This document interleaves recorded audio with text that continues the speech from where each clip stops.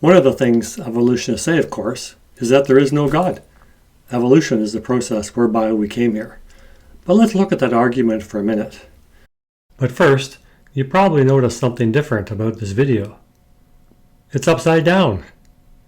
I thought I'd do that for a change, as our topics today are a little upside down, a little different. We're not talking about the empirical science evidence as we have in the last 31 videos. Today we're looking at logic, thinking, just our mind, and what makes sense and what doesn't make sense.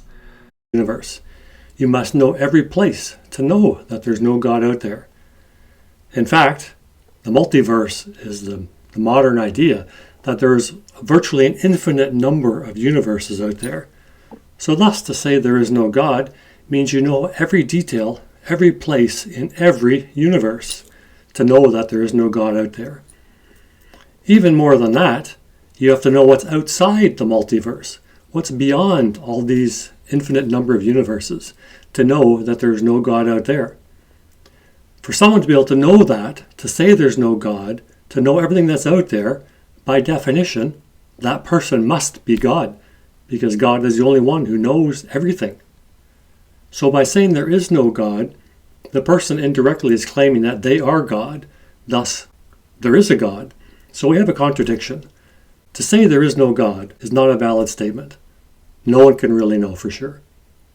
Another argument from logic is that the universe, life, appears to be designed or incredibly complex. The universe is fine-tuned.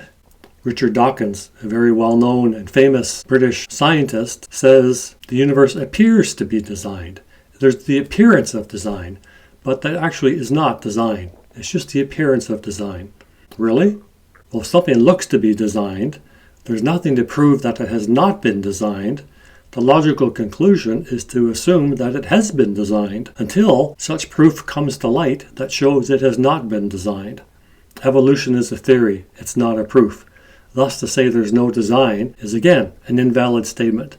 If you believe in a theory of evolution, you can say there's no design, even though there appears to be design. But a more logical conclusion is that the universe has been designed. There is a designer because it looks that way. One of the laws of thermodynamics is called entropy. Everything moves towards disorder, towards chaos. Everything runs down, breaks down. In nature, we never see things on their own, just getting better. If you have an apple and you pluck it from the tree, immediately it starts to deteriorate. After a few weeks, it's all shriveled up and dried out. Our lives, if we don't have the constant input of food and energy, if our life stops, we deteriorate as well. It's not that energy that created us, but it's that energy that sustains us. Evolutionists claim that the Big Bang that produced a chaos somehow came together to produce the incredible universe, the fine-tuning and life as we see it today. But putting energy into something doesn't create design, doesn't create order. Putting energy into something just maintains something that's already there.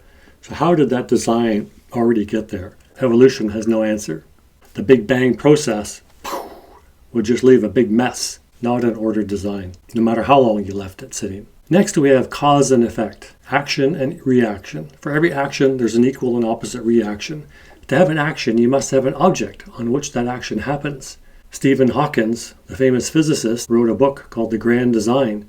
In The Grand Design, he says gravity is what caused the universe to come to be. But gravity is an action. Gravity causes things to attract together.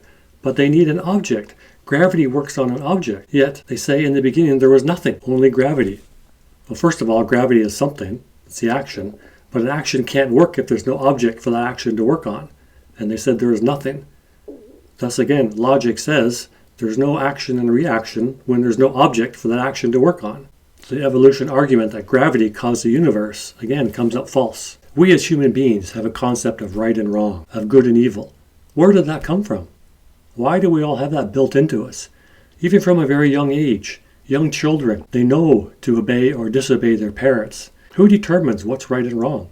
If evolution, we see in nature, is about survival of the fittest, then there is no moral code. There is no right and wrong. You just do whatever you feel like, whatever is necessary to survive. Yet as human beings, we have a sense, even evolutionists have a sense, that things that Hitler did, that Stalin did, that Lenin, Pol Pot, all these people have done is wrong. But if you believe in evolution, why is it wrong? Survival of the fittest. They're the fittest. They can do what they want. So here again, we see logic taking evolution to its logical conclusion does not sit right with people. Doesn't make sense. On the other hand, if there is a designer, a creator, he did it for a purpose. He has a reason.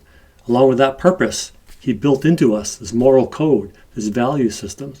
We can deny him, but the code is in our bodies, in our minds, which we cannot deny. Logic, again, points to a designer. Next, we have the fact that the universe exists. That in itself points to a design.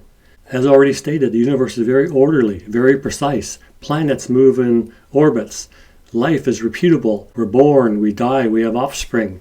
Processes are repeatable. The act of doing science itself is done by repeating processes. Evolution is a random, chaotic event, produced a random explosion, produces random molecules. How did order come from that? The fact that the universe exists and that we can study it, we can learn from it, we can repeat many processes, shows that there was a designer, and that's what allows us to study it, to repeat it, because it is not random. I've provided just a few examples of concepts that violate the basis of evolution. The random processes cannot create the order that we see.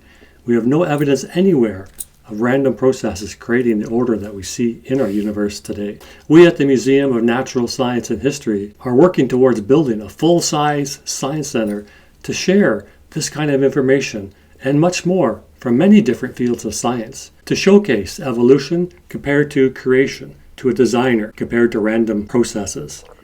We'll provide both sides, and then we'll let you, the visitor, decide for yourself what you want to believe. With your support, in 5 years or so, we'll be able to open the Science Center, allow visitors to come and see this kind of evidence, decide for themselves. Please partner with us today by donating through our website.